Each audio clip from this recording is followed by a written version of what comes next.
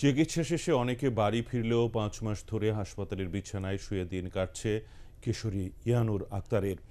সাভারের রানা প্লাজা ধসে প্রায় চিরতরে নষ্ট হয়ে গেছে তার দুই পায়ের কার্যক্ষমতা।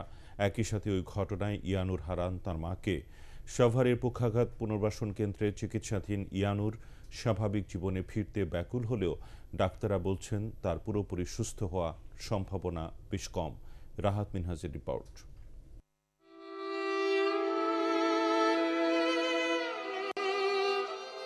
ইয়ানুর আক্তার পপি প্রাথমিক শিক্ষা সমাপনী পরীক্ষা শেষে মায়ের সাথে রানা প্লাজার একটি কারখানায় সহযোগী হিসেবে কাজে যোগ দিয়েছিল সে।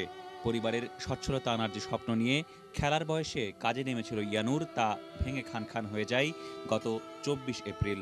রানা প্লাজার ভয়াবহ ভবন ধসে মারা যায় ইয়ানুরের মা আনোয়ারা বেগম, আর প্রায় চিরতরে নষ্ট হয়ে যায় তার দুপায়ের কার্যক্ষমতা।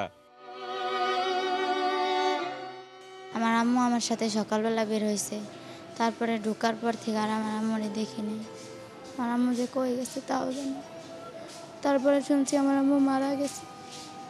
আমার আব্বু বলছে আমার একটা ছোট্ট ভাই, ওর তো আম্মুর কথা মনে পড়ে। আমরা এবার বড় হয়েছি, আমার আম্মুরে তাও যাই কয় বছর দেখছি, ও তো দেখে নাই। আমার আম্মু গেছে আমার সাথে, আর আমার আম্মুরে ফিরা পাই নাই, ওই জায়গায় শেষ।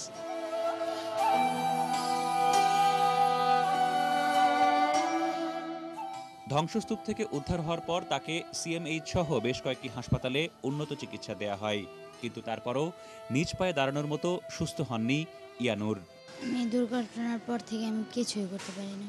আমার পায়ের অবস্থা অনেক খারাপ। আমি তো পা আঁঠুটা ভাঙতে পারি না, এই আঁঠুটা ভাঙা যায় না, এই পাটা অবশ, বস নাই। চিকিৎসকরা বলছেন ইট কনক্রিটে চাপা পড়ে ইয়ানুরের দু পায়ের মাংসপেশি, শিরা ও ধমনীগুলো নষ্ট হয়ে গেছে। চাপা পড়ার কারণে তার ভিতরের যে নার্ভ এবং মাসেলগুলো, এগুলোর যে যে চ্যানেল, যে রাস্তা, সেগুলো বন্ধ হয়ে যায়।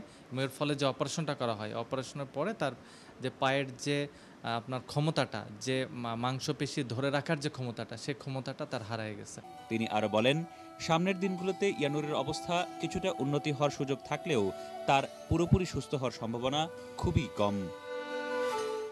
রাহাত মিনহাজ, এটিএন বাংলা, সাভার।